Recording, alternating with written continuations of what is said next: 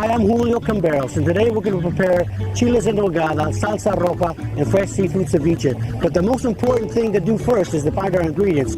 Coming up, we're going to show you how to do that.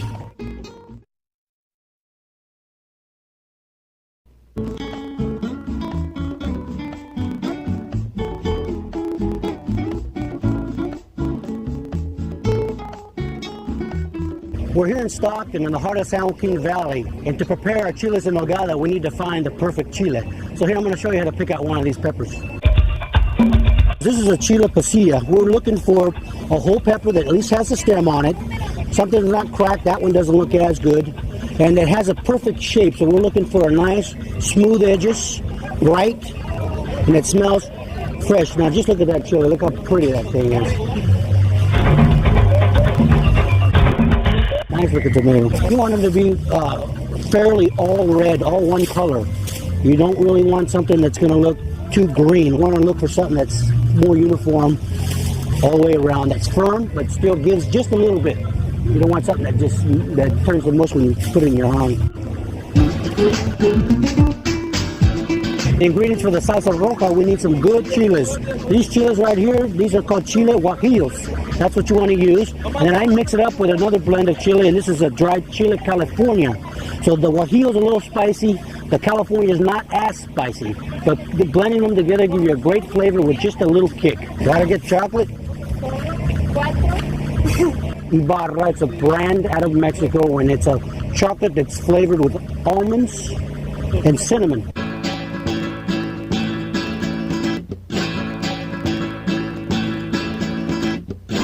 One pile of those here. We're here at Los Portales Market, and to stuff our chiles en nogada, we need ground beef and ground pork, and the best place to get that is the local market. So come on inside, let's go get it. Dame una libra de la carne molida de res. You got the ground beef right there, nice ground beef. You can tell it's fresh, bright cherry red. Puerco. Muela como 2 libras de este, mezclado. Sí. Perfect. Perfect. He's going to grind it. Now that we have our meats to stuff our chiles en nogada, let's get into the kitchen to prepare this dish. I can't wait. Let's go.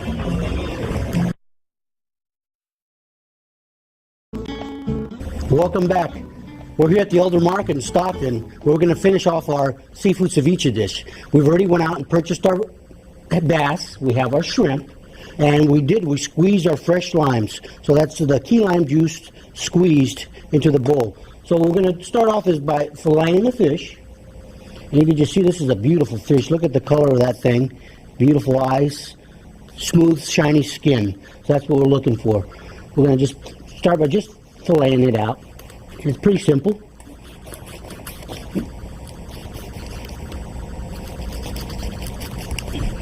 And we'll just kind of get that out of there. And you can just see that that fish is a nice looking fish here. I'm just going to take care of that real quick. There we go. And you see it's got some meat on there, and that's basically what you need here. Next we're going to do is we have some of these shrimp here, and look at these shrimp. They're head-on prawns, fresh. We just kind of clean the tail there and clean those up.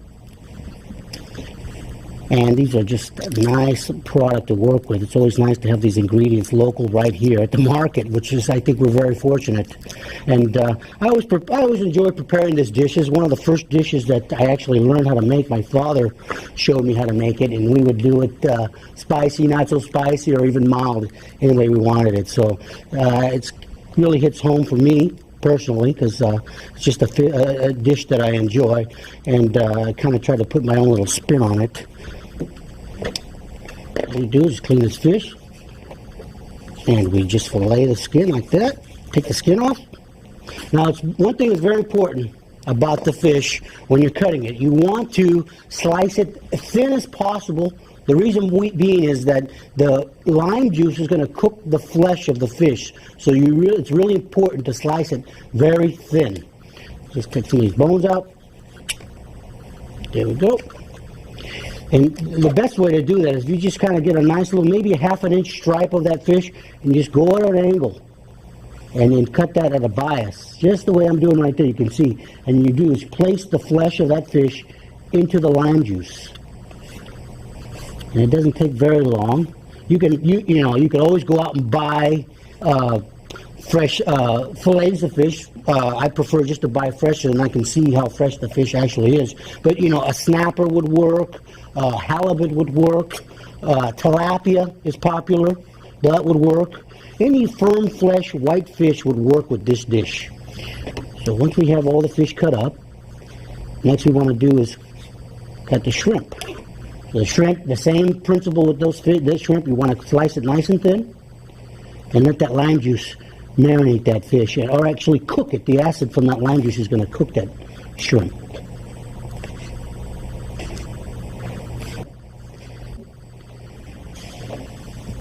Now after we do this, the next thing we're going to do, the next step is to cut the vegetables. So now that we have the lime juice, the fish in the lime juice, what you want to do is let that fish sit for at least 4 hours or overnight. This way the fish will, the flesh of that fish will be completely cooked through or become opaque. And you can actually rip it open to see if it's cooked all the way through, because the texture of that fish actually begins to change once it sits in the lime juice. So next we're going to do is cut the vegetables. We're going to start with the red onion. And this is pretty easy to dice. You just want to kind of go one way like this. Go on this side. Get some nice medium-sized dices. And that's pretty easy. There's really no rule with the ceviche as far as portion of ingredient. If you like a lot of onion, add a lot of onion. If you don't like a lot of onion, don't put a lot of onion. You're not going to break a rule over here. So once we have the onion in there, here we have our nice tomatoes. And what we'll do is just kind of get that off. And we will just make some nice slices. This is just another way to dice it. You don't need a fancy gadget. We'll just go this way. Go this way. And there you go. Got some nice looking dices right here. And I love tomatoes, so I'm going to put at least 2. And probably what I have here probably will serve about 6 people. So we've got 1 tomato here. We'll go start with another tomato. And just grab a nice one here. Do the same thing as we did with the other one. Slice it. Stack it. And get our little dices here. Okay? Very simple. Once we have that in there, the next ingredient we're going to use is some jalapeno. Now with the jalapenos, what I like to do is I like to add some of the seeds, because the seeds are spicy. That's where you get the kick. But if you could do is add some seeds and then maybe skin some. So what I would do is, if you're going to just skin it, you could just kind of just go around the edges of it. You see how the seeds are just exposed? And that's where the heat of that jalapeno is going to be. So maybe we'd go with that much jalapeno, and we'll probably put that much of it that has the seed in it, and that's what's going to make it spicy. So for the jalapeno, we'll just make some small. And you want to do is you want to dice the jalapeno small. Nobody likes to bite the big chunk of jalapeno in the back of your throat. It's going to kill you. So we just get a nice and small dice like this. And this is basically you're julienning them one way and you're dicing them the other way. So here we go. We'll just get a nice little dice here. One little trick about jalapenos, when you get a pepper, not all peppers have the same heat. Not all jalapenos have the same heatness all year long. So you could just take a little piece off of the end and see how spicy it is. Maybe just give it a little taste. Just bite into it and see how they taste. These are not too spicy, so I'm pretty comfortable adding this much jalapeno in there. And actually, it's going to need some of that little bit of that seed there to give it some heat. And that's where it's at, the heat of the jalapenos in the seed in the vein. Now the next thing we want is some fresh cilantro. And here we have the cilantro right here. And we bought this fresh at the market. And just kind of get the nice ends, the leaves. You don't want really some big stems, because they're kind of woody if you get them too thick. But if you this cilantro looks very fresh. So this is nice cilantro, and what we'll do is we'll just kind of pull this up in a little bunch till we get some nice dices. And here we go. Dice that up like so. Okay, and you don't have to be a perfect or an expert at doing this. Anyone can do it. It's very simple. So once we have that, what we'll do is clean our board up. And now we have some of the seafood that we've marinated overnight. And there you can see it. You can see the texture of that fish has changed a little bit somewhat. And what I did drain off some of the juice, but I want to leave some of the juice in there too. So here we'll add that to the vegetable mix. Here we go. And you can just see the color takes on. It's almost like a salad-like appearance. Okay? And now what you want to do is you want to add some good olive oil. You don't want virgin is okay. You could use pure. Just don't try to use the less expensive stuff. So here we go. At this point, what we're going to do is we're going to season it with pepper. And that's fresh ground pepper. Okay. You want to add a little bit of garlic.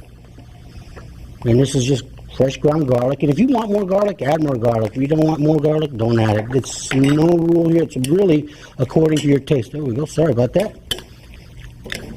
And we're going to set around. Now what you want to do is let that set at least another hour. Okay? And once that sits for about an hour, then it's ready to go. We're going to add just a little bit of kosher salt. Is that? Now for the presentation, I love this presentation. Now what we do is I have a little bit of lettuce and I have an avocado. And here's what we're going to do. We're going to shell out half a shell of avocado. Just scoop a little bit of it out. Place the avocado on the plate. And these are just beautiful avocados too. Put those on there. Get one more. And just take that little shell out. And now watch this presentation. I just love this thing. So we have the avocado, and now what we do is we just get a little bit of our ceviche mix right here and place it right in there. And look how beautiful that looks. And it's fresh. And what I do is I put a nice little rose for a garnish. And there you have it. That's our seafood ceviche. Don't go away, because when we come back, we're going to prepare our salsa roja and chiles en nogada.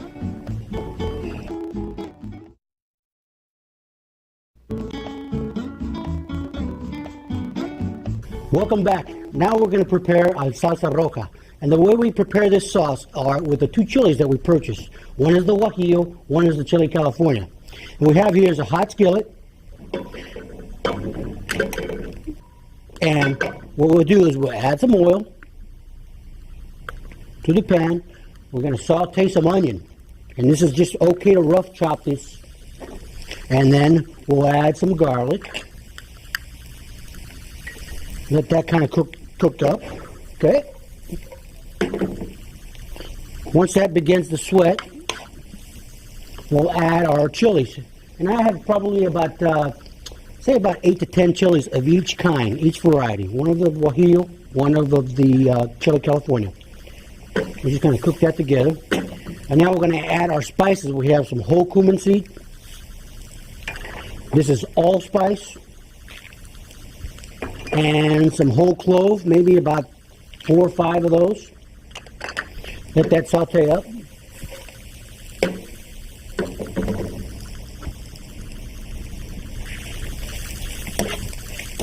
Kind of release some of the oils there.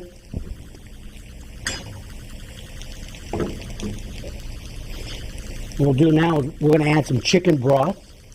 This is about, we're going to add about 2 cups of chicken broth there. Okay? We'll bring that to a boil. Once the chilies and the onions and all the spices have been boiled with the broth, then we put it into the blender, and here's what we're going to do. We're going to blend it. And you just kind of want to pulse it, because this sauce is kind of hot, so I kind of got the cap off there. I'll just pulse it.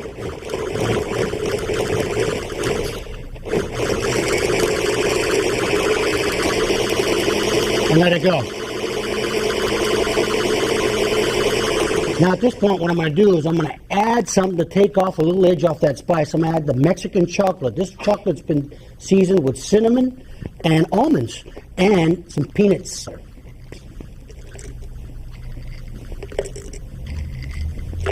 And we'll blend that up again. Pulse it again.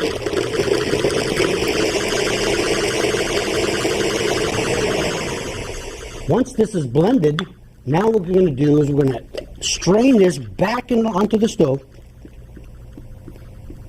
So let that strain through. You don't want it to be too fine. Strain the sauce through, and what you want to do is just bring this up to a boil and really let all the flavors cook together for an additional, maybe about 10 minutes. There's your mole right here. There's your enchilada sauce, is what it is. It's like an enchilada sauce. Okay.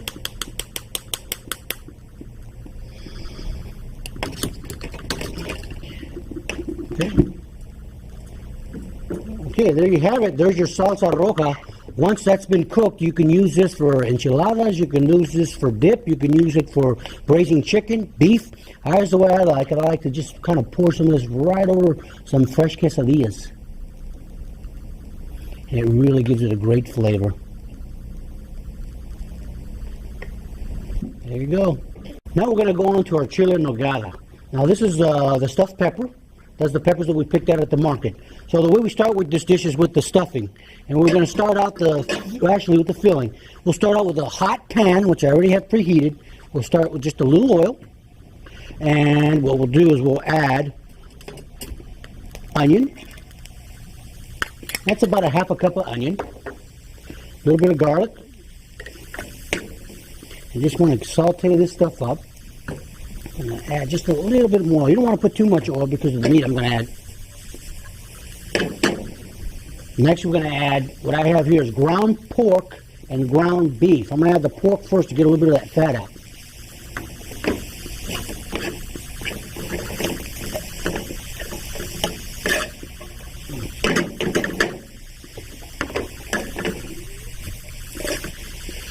Now we'll add the beef. I'm just going to let that cook and brown. Now that the meat is brown, we're going to add some really interesting ingredients. Here we have Mexican cinnamon, so I'm going to add 2 Mexican cinnamon sticks. We're going to add some whole cloves, which you can pick out after. Don't put too many because they get a little strong. I like to use whole, I can pick them out. I'm just going to let that kind of start to perfume and give it some nice spice. Next we'll add almonds. There's some almonds in here. Raisins. These are dried golden raisins. Okay. I have some dry apricot. You can use dry pear or dry mango. That works. And I have some fresh pear. And some fresh apple. This is just a Fuji apple. This will work. Okay. And now you really got some interesting flavors going on here. We're going to let that brown evenly. We'll season it with a little pepper.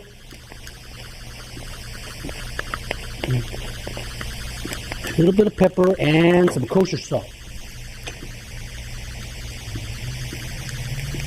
Now you want to really cook this, let this cook together and let those apples get tender, the pears get tender, the flavor of that cinnamon and the cloves start to come out. Let those raisins soften and the apricots as well. Now what we'll do is set this stuff aside and we'll stuff our pepper. Now we're going to stuff the pepper. We have our filling on the side. We have one of the pasilla peppers that's been roasted. So we'll get some of our filling here and we'll just lightly fill that pepper.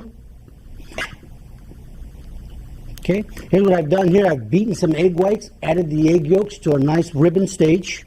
And what we'll do is, I just kind of lightly dust the pepper with flour. Okay, and what happens is it'll help that batter adhere. So here's what we'll do. We'll stick the pepper in the batter, and then I'll begin to fry it in the grease.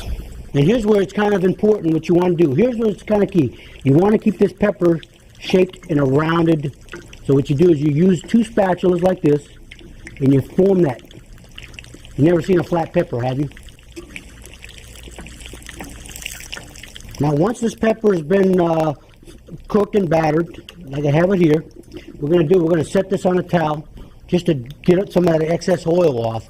Now at this point, what you would want to do is pop them on a pan, because you're going to make 3 or 4, pop them into the oven, let them bake for an additional 8 to 10 minutes so it's fully warmed all the way through. Now for the presentation, I have a walnut ricotta cream sauce. We set that right on the bottom. That looks great. And then we'll get our chile en nogada, set that right on top of the sauce, garnish with a little bit of pepper for color, and a sprig of cilantro. And there you go, that's your chile en nogada. When we come back, we'll try this food. Welcome back. Let's see if we can find somebody to try this food.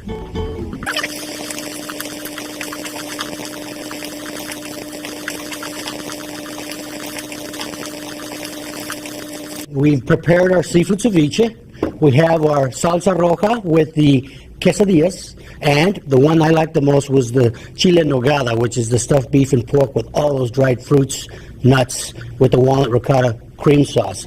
So, hi, we have Tony here today, and Tony, she's going to try out my seafood ceviche, see what she thinks.